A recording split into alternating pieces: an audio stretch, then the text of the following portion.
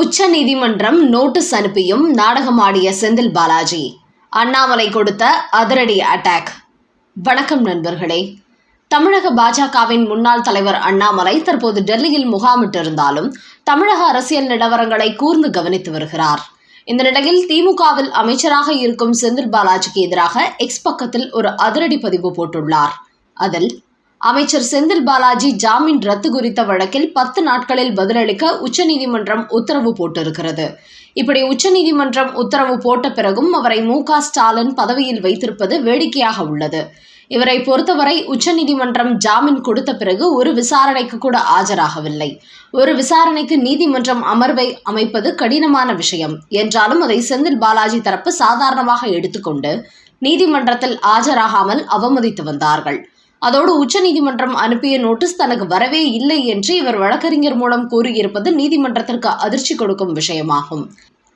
அந்த அளவுக்கு ஜாமீன் கிடைத்ததும் நீதிமன்றத்தை இவர் அவமதிக்க தொடங்கிவிட்டார். நாம் அமைச்சராகிவிட்டோம், இனிமேல் நம்ம யாரும் எதுவும் செய்துவிட முடியாது என்கிற தோரணையில் செந்தில் பாலாஜி செயல்பட்டு வருகிறார்.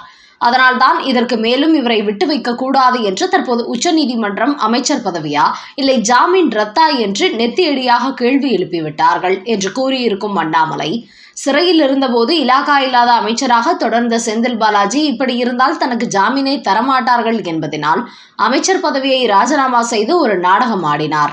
ஆனால் ஜாமீன் கிடைத்த அடுத்த நாளே மீண்டும் அமைச்சராகிவிட்டார். அதனால்தான் இப்போது உச்சநீதிமன்றம் அவருக்கு சரியான செக் வைத்திருக்கிறது. இப்படிப்பட்ட வெக்கங்கெட்ட செந்தில் பாலாஜியை கொஞ்சம் கூட வெக்கமே இல்லாமல் அவரை தனது அமைச்சரவையில் வைத்து மு.க. ஸ்டாலின் அழகு பார்ப்பது அதைவிட வெக்கக்கேடான செயல் என்று கடுமையாக விமர்சனம் செய்திருக்கிறார் அண்ணாமலை. அடுத்த செய்தி. அந்த அமைச்சரை உடனே தூக்கி எறியுங்கள். மு.க. ஸ்டாலினுக்கு துர்கா ஸ்டாலின் போட்ட அதிரடி உத்தரவு. தற்போது திமுகவின் அமைச்சர்கள் பலரும் ஊழல் மற்றும் சர்ச்சை பேச்சுகளில் சிக்கிக் கொண்டு வருகிறார்கள். இதன் காரணமாகவே கட்சிக்குள் தேவையில்லாத சலசலப்புகள் ஏற்பட்டு வருகிறது. குறிப்பாக செந்தில் பாலாஜியின் அமைச்சர் பதவிக்கு மீண்டும் ஆபத்து வந்திருப்பதால் மு.க. ஸ்டாலின் கடும் கவலையில் இருக்கிறாராம். அதே சமயம் சைவம் வைணவம் குறித்து மோசமான முறையில் பேசிய அமைச்சர் பொன்முடியின் துணை பொதுச் செயலாளர் பதவியை உடனடியாக பறித்த மு.க. ஸ்டாலின் தற்போது அவரது வனத்துறை அமைச்சர் பதவியையும் பறிப்பதற்கு தயாராகிவிட்டார். இதற்காக கடந்த 24ஆம் தேதி பொன்முடிக்கு அவர் தகவல் அனுப்பியிருக்கிறார். ஆனால் பொன்முடியோ, நான் பேசியது தவறு என்று பொது மன்னிப்பு கேட்டுவிட்டேன், அதன் பிறகும் எனது அமைச்சர் பதவியை பறிக்க வேண்டுமா?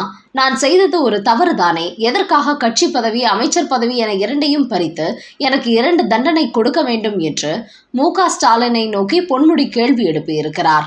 ஆனால் அவரோ, உங்களை அமைச்சராக நீடிக்க வைத்தால் அது திமுகவை பெரிய அளவில் பாதிக்கும், 2026 சட்டமன்ற தேர்தலில் பின்னடைவு ஏற்படுத்தும், குறிப்பாக தமிழ்நாட்டில் உள்ள இந்து பெண்கள் உங்களது இந்த வீடியோவை கேட்டு கடுமையான எதிர்ப்பை பதிவு செய்து வருகிறார்கள். ஏற்கனவே திமுகவை இந்துக்கள் வெறுக்கும் நிலை உள்ளது.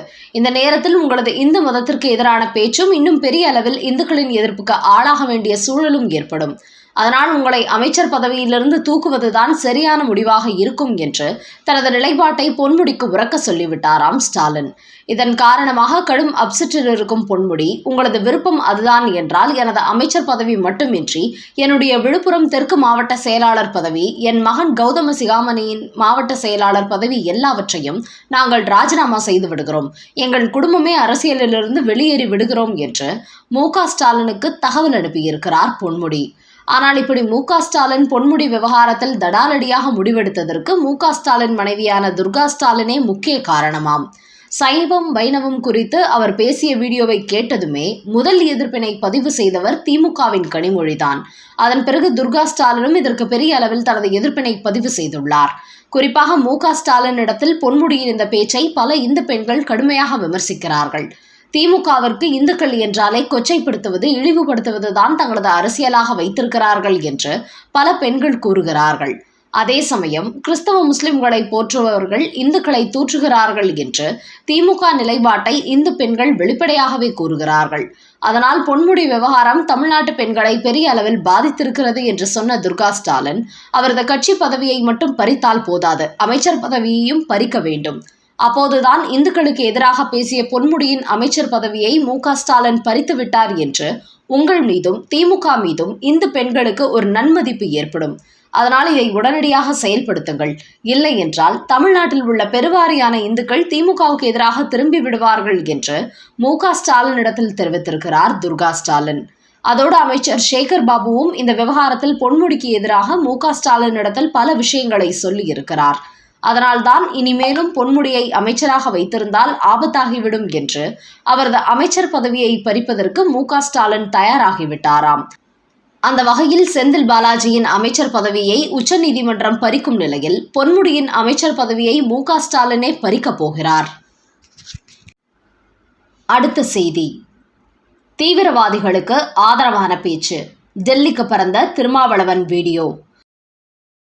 திமுக கூட்டணியில் இடம்பெற்றுள்ள திருமாவளவன் தடை செய்யப்பட்ட இஸ்லாமிய அமைப்புகளின் ஆதரவாளராக செயல்பட்டுக் கொண்டு வருகிறார். அதன் காரணமாகவே தீவிரவாத செயல்களில் ஈடுபடும் எந்த இஸ்லாமிய அமைப்பை மத்திய அரசு தடை செய்தாலும் இவர் உடனே அதற்கு எதிராக கொடிபிடிப்பார்.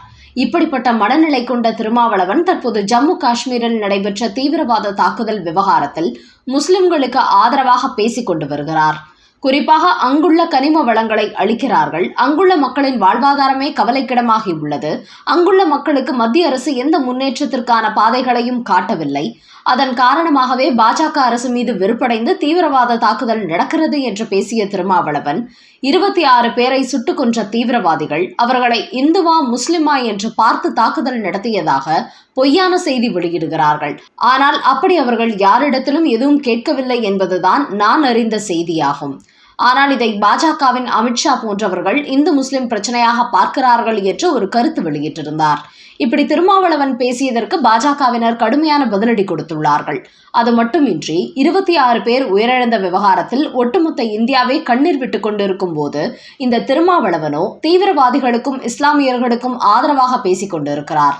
அதனால் இவர் மீது உடனடியாக நடவடிக்கை எடுக்க வேண்டும், இவரது விடுதலை சிறுத்தை கட்சியை தடை செய்ய வேண்டும் என்று பாஜகவினர் அவர் பேசிய வீடியோவை டெல்லிக்கு அனுப்பியுள்ளார்கள். அதன் காரணமாக கூடிய சீக்கிரமே திருமாவளவன் மீது அமித்ஷா அதிரடி நடவடிக்கை எடுப்பார் என்று கூறப்படுகிறது. அதோடு இதே தமிழ்நாட்டில் திமுக புள்ளிகள் பல மாவட்டங்களில் கனிம வள கொள்ளை நடத்தி வருகிறார்கள். இங்கு நடப்பது எதுவும் திருமாவளவனுக்கு தெரியாதா? ஜம்மு காஷ்மீரில் நடப்பது பற்றி இவர் கவலைப்படுகிறார். அங்குள்ள முஸ்லிம்கள் வாழ்க்கை கேள்விக்குறியாக இருப்பதாக கண் கலங்குகிறார். தமிழ்நாட்டில் திமுக ஆட்சியில் எவ்வளவோ கனிம வள கொள்ளை நடக்கிறது. தலித்துகளுக்கு எதிரான சம்பவங்கள், எந்த பெண்களுக்கும் பாதுகாப்பில்லாத நிலை, இப்படிப்பட்ட ஒரு அலங்கோல ஆட்சி தமிழ்நாட்டில் நடக்கும்போது இதற்கு எதிராக எந்த கருத்தும் வெளியிடாத திருமாவளவன் ஜம்மு காஷ்மீர் பற்றி கவலைப்படுவது, தீவிரவாதிகளின் செயலை நியாயப்படுத்துவது வன்மையாக கண்டிக்கத்தக்கது என்று பாஜகவினர் அவரது இந்த பேச்சுக்கு கடுமையான பதிலடி கொடுத்து வருகிறார்கள். அதோடு தீவிரவாத அமைப்புகளுக்கு ஆதரவாக செயல்பட்டு வரும் திருமாவளவனின் விசிக கட்சியை தடை செய்ய வேண்டும் என்றும் பாஜக புள்ளிகள் மத்திய அமைச்சர் அமித்ஷாவுக்கு கோரிக்கை வைத்து வருகிறார்கள். என்ஐஏ கைக்கு மாறிய பகல்காம் தாக்குதல் வழக்கு. ஜம்மு காஷ்மீரில் உள்ள பகல்காமில் நடந்த தாக்குதலில் சம்பந்தப்பட்ட பயங்கரவாதிகளுக்கு கடுமையான தண்டனை வழங்கப்படும் என்று பிரதமர் மோடி மற்றும் மத்திய அமைச்சர்கள் அமித்ஷா, ராஜ்நாத் சிங் ஆகியோர் அறிவித்திருக்கிறார்கள். இந்த சம்பவத்தில் பயங்கரவாதிகளுக்கு தகவல் கொடுத்ததாக சந்தேகிக்கப்படும் நபர்களின் வீடுகள் இந்திய ராணுவத்தால் இடித்து தரைமட்டமாக்கப்பட்டுள்ளன.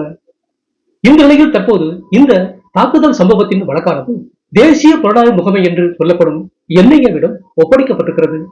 அதையடுத்து சம்பவம் நடந்த இடத்துக்கு சென்ற என்ஐஏ அதிகாரிகள் ஜம்மு காஷ்மீர் போலீசாரிடம் இந்த வழக்கு குறித்த ஆவணங்கள் மற்றும் எஃப்ஐஆரை கைப்பற்றியிருக்கிறார்கள்.